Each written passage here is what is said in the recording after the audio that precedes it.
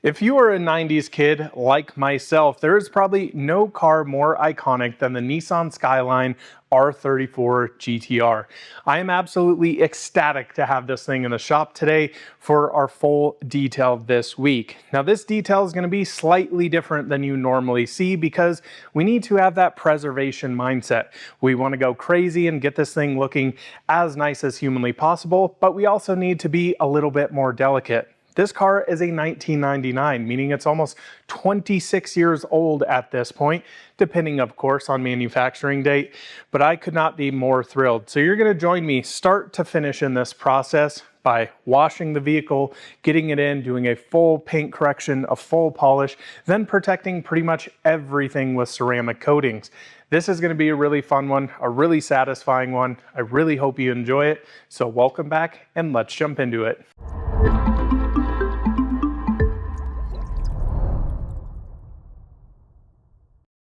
This is truly like Christmas morning for a detailer to have one of these sitting in the shop here in the United States, because these cars, we haven't really had them here in the United States.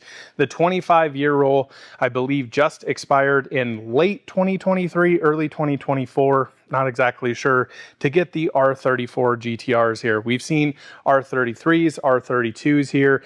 We've seen those around, but man, I have never been up close and personal with an R34, nor have I had the opportunity to have one here at the shop or work on one, and I'm super excited for it.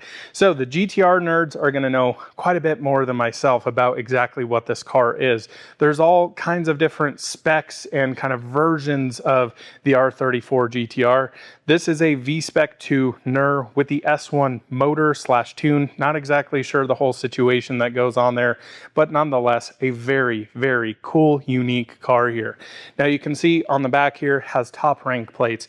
Top Rank is basically a company that imports vehicles, I believe, for quite a few countries, but my understanding and little amount of research I've done, they seem to be one of the premier ones that have amazing examples of classic JDM cars that they import here to the United States, and this one is no exception. This thing, 13,000 miles on it, which on one hand is kind of sad. This car hasn't been like super well loved, but on the flip side, it's very, very cool for my customer to have really a super fresh, kind of destroyed GTR to have here in the States. This is not going to be a garage queen for him. He's going to drive it. He's going to love it. He's going to enjoy it. And I'm very excited to get this thing dialed in. Now, again, one of the big things here, this car being a 1999, it has some age on her. So she's over 25 years old at this point. So a lot of the plastics, a lot of the trims, I want to be very mindful of. You know, areas like the cowl in here, all of this plastic, all of this stuff can get brittle over the years. So I don't just want to throw a bunch of degreaser at this and get super aggressive brushing it and kind of break down the plastics in here. The whole concept with this detail is to get in there, clean it, and then protect it to preserve it down the road. Now that really will come down a lot to the paint here. Like I said earlier, I have done some paint thickness readings on this, and it's not the thickest paint out there, which does kind of concern me. It's around low 3 mil range to kind of mid 3 mils range, which is not the most amount of paint out there. So this is not going to be a car that I'm chasing, like I said, every single last scratch, nor am I going to completely hammer this thing to make it look 100% perfect, because I want to leave paint on there for the future longevity of this car. Realistically, what I'm expecting to do here is get that kind of 85 to 90% paint correction. There's going to be a few blemishes, a few scratches that I'm absolutely not going to chase here. There's also some other interesting areas on this vehicle, such as the fully carbon hood here. Now, you might be able to actually see kind of the weave in here. It's a little hard to pick up on camera. In person, you can really see it. I think from this angle, yeah, you can definitely see it here. So I'm assuming this does not have a whole heck of a lot of paint on it. And you can also kind of see the different orange peel throughout. So I'm going to be very cautious, very mindful of what I would assume to be a very, very expensive hood. We've also got some areas like this here. You can see these blemishes in the paint. This is not something I want to throw a ton of heat at, a ton of kind of compound and heavy aggressive nature to this. So being very mindful with stuff like that. There's also going to be some areas on the car here where the resin and the carbon fiber has actually started to come apart here. So we'll probably polish this, but not throw, again, a ton of heat at this because we don't want to damage this and basically make it start cracking. Now, one of the areas that I'm always concerned with a vehicle like this is the engine bay. Now, this is actually a remarkably clean engine bay for a 1999. Well looked after, well maintained, but there's still little dirt and grime, some kind of oil residue throughout, so we want to make sure we clean this. Now, this is not going to be something that I'm going to do our normal engine bay wash, throw, a bunch of degreaser in here, snow foam it, and then pressure wash it. All of those connectors, if I get water in those, that's going to be a nightmare for my customer. So we'll talk a little bit more about that once we get to cleaning the engine bay. But it's pretty crazy to see this entire hood fully made out of carbon and just amazingly light, to say the least. Now, you'll notice some areas like the headlights here, they're starting to yellow quite a bit. So we'll get in there, do a full headlight restoration, but it's really impressive to see the front end of this car, the lack of rock chips. It is just such a nice, clean example. And doing the detail we're gonna do is really gonna take this thing over the top. Now, again, we wanna be mindful of things and stickers like this and little logos like this, not to damage these. This is kind of the stuff, again, preservation detail. I don't want to come in here and just hammer this carbon fiber piece. I actually know these are quite expensive, and start to take off areas like this Nismo badge here. Again, going in preservation mindset. The interior here is surprisingly clean throughout. I mean, yeah, okay, it has 13,000 miles on it, but it's really pretty darn clean. So we'll do a nice cleanup inside. The steering wheel is showing signs of a little shininess, a little neglect, but again, I don't want to get a bunch of crazy cleaner on this, start to remove some of that dye. We just want to clean it, leave it alone, and preserve it. Again, the whole mindset throughout. But man, this car is just such a time capsule, and I genuinely cannot believe what kind of condition this thing is in. But again, my customer is going to drive this. He's going to enjoy it. He drove it through the rain up here to the shop, so I'm super excited for this. So nonetheless, no more of me rambling. Let's get to actually cleaning the R34 GTR. Can't believe I'm saying that, but let's jump into it.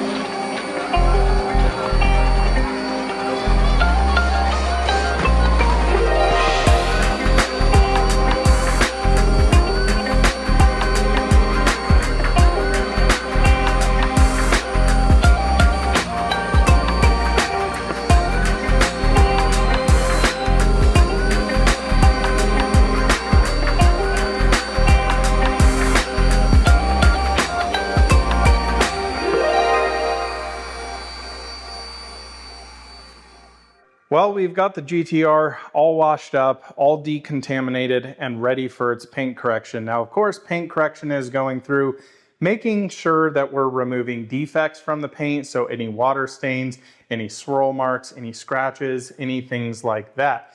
And yesterday, I started actually running into a few issues.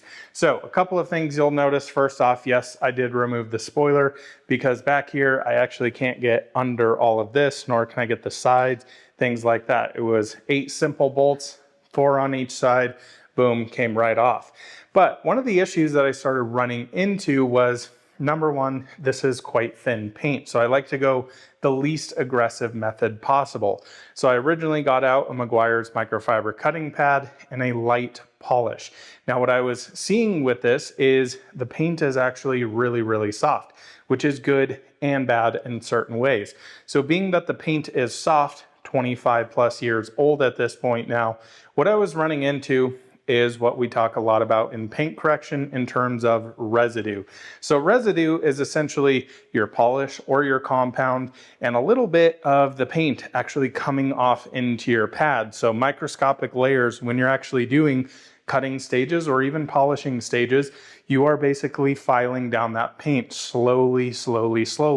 Again, you can get really aggressive and just completely go nuclear on this thing and take a lot of paint off very quickly. Whereas if you had hard paint, you can throw a lot of heat, a lot of pressure, a lot of compound, heavy cutting pads, and really spend a lot of time doing that. Now this is the opposite. So what I started running into is what I was noticing, this paint is so soft that when I would go over it, it was basically quickly clumping up our polish. So then I started mixing some polishes with some compounds, started going to straight compound. I kept doing the same thing. I would kind of test and try all this, started switching speeds, started switching different pads. I went to foam pads.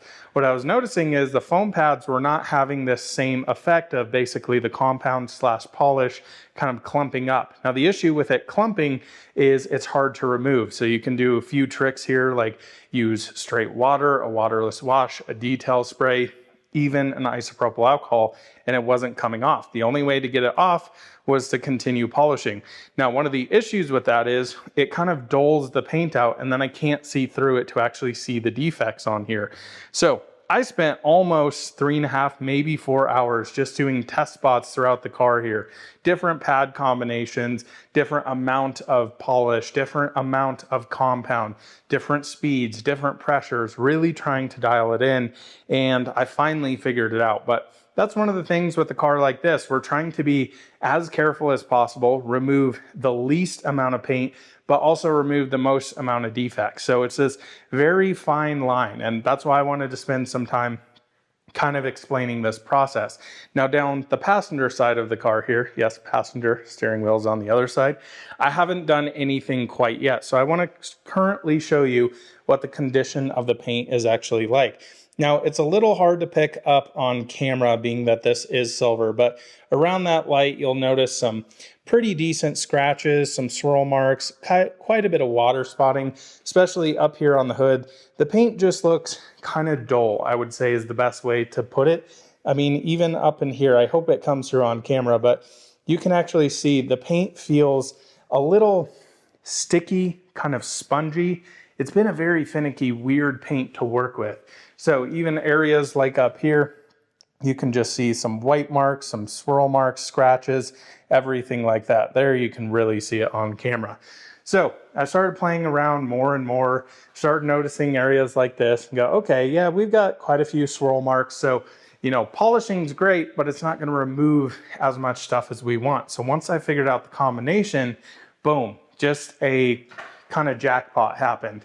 And I'll tell you on the driver's side here, we've knocked out this rear 3/4. We've knocked out this entire door here and this entire fender. So this is what we got the paint looking like after our first initial cutting stage.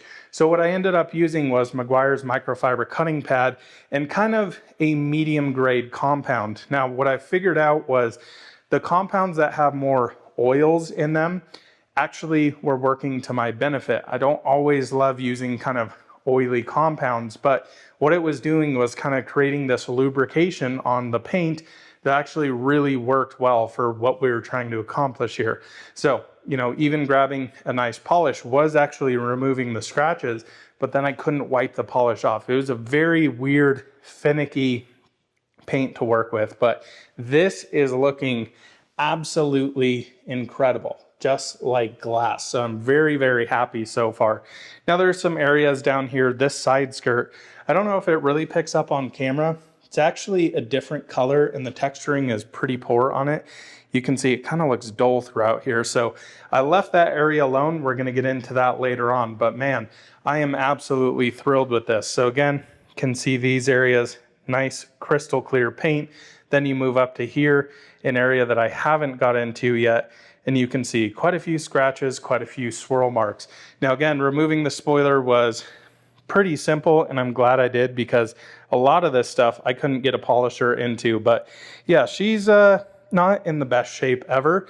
Definitely needs some love. I would say overall the paint just looks cloudy, it looks hazy, but man, once you get it to this point, looking really, really good. So just wanted to go through a little bit of that to know kind of what I go through on a normal detail here. This not really necessarily being a normal detail. Now here, I want to show you this. You can see this kind of dry spot here. This will not wipe off with water or anything. And what kind of happens here, even up here, finding this combination that I use, once the pad kind of gets on an edge, this kind of naturally heats up more, so you have this line that kind of stays in there.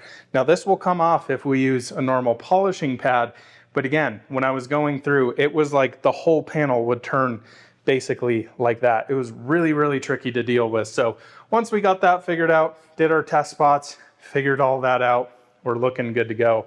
But dang, this thing is really going to look amazing. Again, one of my biggest concerns, this hood here, you can really see the texturing in it, being that this is a carbon hood. It's going to be a little terrifying to work on, but I think we'll get it dialed in, keep the speeds low, keep the heat down, keep the pressure down, and we're going to be good. So I'm going to film a few more clips here of us paint correcting this and having some fun. It's a very, very challenging paint correction on this one, but enjoying it so far. Let's continue.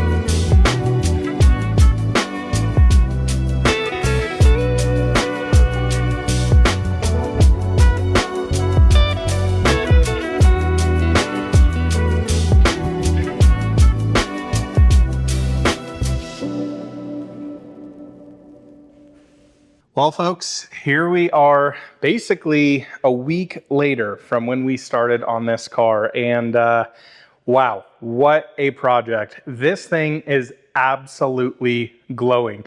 I'm having a hard time actually realizing that this car is over 25 years old at this point, which is just insane because it looks like it could literally roll off the showroom at this point. Beyond thrilled with how this thing came out. Now, of course, with a detail this long, it's a little hard to film absolutely everything, of course. So very selective on what I film. There's a lot of things that are just way too complicated to film. They take too much time. So really what we focused on here was doing the paint correction, of course, the wash beforehand, going in, doing the full deep polish on it, coating basically everything. Now, I didn't show you coating the wheels, but I showed you coating the paint, the glass, a few other areas. But of course, there's a lot of work I did here off camera. Now, the one thing I'll say with this car that I'm very pleased with is I really feel like we nailed the kind of preservation detail we talked about. Not getting super aggressive on things and destroying anything. That's always kind of the name of the game with a project like this. And I think we brought it back to really an incredible time, honestly. Like, this thing is really a time capsule, and I feel like we've done the perfect job of making it look as good as we possibly can without destroying pieces, and then preserving it, of course, going through and actually coating it. Man, just standing here seeing this thing done, lots of effort, lots of hours in this thing, lots of late nights, early mornings. This really makes it all worth it. So a few things I want to run through on this car that you'll notice. Number one being the headlights. So I actually went through, fully wet sanded all of these headlights up here. Did a multi-stage wet sanding on them to get all of that discoloration out of them, and then put a full UV coating that are designed for headlight lenses on here. And man, they look crystal clear, back to factory, not that yellow nastiness beforehand. I was a little nervous with these headlights. They were showing a few signs of cracking. They're not 100% perfect. It's going to be next to impossible on camera to see. But of course, on the inside of the lens, there's actually a few scratches. There's also some like residue behind there. It's not on the outside of the lens.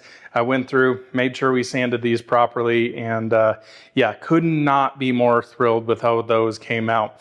Areas like this front splitter here, this is all protected with the same coating we used on the paint. Really impressed with how that looks. Brought the richness back out, brought the depth. This was an area I was a little concerned with. I've detailed a lot of older cars, even in 2000s era, where you start to clean this stuff and it literally starts to crumble. Thankfully here, we went through and cleaned all of this up very gently and then ceramic coated it. We even coated all the wiper arms. They were heavily water stained. And actually, one of the things that was pretty challenging on this car was the heavy water staining on not necessarily the windshield or the side glass, but this kind of rear quarter glass and the back glass. Now, I'm very happy with how this came out. There's a few spots that are not 100% perfect, but instead of causing damage, causing more scratches to the glass, I decided, okay, you know what? I think these are at the point where if I get too aggressive with this, we're gonna start causing damage. So it's always that kind of detailer's dilemma with a vehicle like this. Now, another area I was a little concerned working with was all of this trim around the GTR. You can see it here on the rear glass, down the sides. Now, not 100% perfect, but going in there, cleaning it with a rubberized cleaner product in there really made a big difference. This side's not looking 100% the best. You can see still some oxidation on there, but again, going in there, trying to get as good as we possibly can without destroying things. So very happy with how that came out. We also coated all of this as well. So it's gonna have some protection on here and look nice for years and years to come. Wheels were a thing that I was really looking forward to actually removing, and I actually made the executive decision not to. Now, reason being is this side skirt here is very low, making getting a jack under there very sketchy. The other issue I was running into where you actually jack this car up, Basically, it's like these pinch welds on there, and they had already started looking destroyed, so they were kind of turned, if you know what I mean. And reality is, if I put a jack on there, the likelihood of that slipping and falling is quite high, so I decided not to do that. And the pinch bolts, really, you kind of have to bend them back. I don't want to start destroying a customer's car like that. So reality is, what I did, cleaned the wheels, coated them. Now the nice thing is, these have quite small brakes and decently sized wheels. These are 18s here. So we actually went through and were able to coat the entire backside, coat all of the calipers. And I really think with a car like this, this was the right decision. There's also the likelihood that when we pull the wheel bolts out, this thing is like nearly welded on there. Now the interior on this car was honestly truly spectacular with how freaking clean this thing is. It is literally a time capsule in here, and I cannot believe the condition of the interior. So I did a very minimal interior detail, dialing in the door cards, dialing in the seats. So went through, used a very light cleaner on these. I cannot believe how well these seats have held up. Again, only 13,000 miles, but this is kind of like a suede type material, like we would think of something, you know, like Alcantara or something like that. So being very gentle cleaning it, but removing the necessary stains, getting a nice clean throughout. Steering wheel, we got back to more a satin finish. That would be one area I would say I would like to always get these back to 100% perfect, but reality is steering wheels get wear on them, and what you can actually end up doing is actually damaging them. So I was getting a lot of residue off of this, a lot of contamination basically onto the towel, and it started to get darker and darker, meaning that some of that dye is actually coming out. So have to kind of stop at some point there. Again, going back to what we're trying to do here. Really just such a cool, unique car to work on. And I have honestly thoroughly enjoyed this project. It has been just awesome. I'm gonna pop open the hood here and show you what we accomplished underneath without actually pressure washing. So what I did is actually went in with a light degreaser in here, a scrub brush, and towels. Now there are some areas that I would have liked to get a little bit more perfect, but honestly, this looks pretty spectacular to say the least. So again, you look at stuff like this, remember every single one of these connectors is 25 years old now. So if we're gonna get water in there, these cars do of course have ECUs. There's a lot of technology back in 1999 with this particular car. I don't wanna have my customer be chasing electrical issues because we got water in the connectors. That's not a fun situation.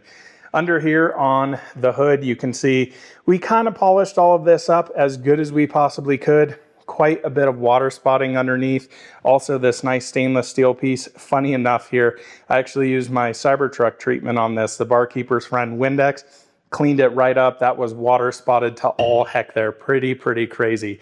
Now, a few other areas I'm going to talk to my customer with on this car. You might notice some areas down here in the grille that are a little discolored. Now, these grills are normally kind of painted. Some of the paint has worn off of those, so nothing we can really do. I mean, you can go in there, repaint them, but cleaning them and coating them is not gonna do anything. And that's an area, don't wanna harm those anymore, don't wanna start taking more paint off. I'll let him deal with that down the road. But dang, this thing, just pumped with it. So, I want to show you a few other things here, including the glass. Glass on this car, we got completely dialed, just absolutely crystal clear. Going through, doing my full Brilliant Glaze treatment on this, and then using our waterless wash and glass cleaner on it. Crystal clear glass. It was insane how much residue was actually on the inside of the glass. Like just took my white pad and made it absolutely brown. Now, a few other things I want to show you. Look at our paint here. That is what we were going for. So you can see just absolutely crystal clear paint, polished to perfection, absolutely dialed in. I'm just completely and absolutely thrilled with how this thing came out. Couple other things here. Rear spoiler I actually ended up removing, which was one of the best decisions I actually made. None of my polishers would actually fit under here. Lots of water spots under there, lots of kind of contamination in the paint. So removing that, a quick, simple 8 kind of screws on there. Came out, was able to put it back on without zero damage. Really, really impressed with that. And yeah, I'm just so happy with this car. I really hope you guys enjoyed this video. It's been a fun one. Of course, if you're interested in getting your special vehicle or even a daily driver like my Model 3 Performance over there dialed in, reach out to me at cleardetailing.com, or you can also shoot me an email at colton@outofspecstudios.com. Hope you guys enjoyed this one. We'll see you in the next one soon. Bye-bye.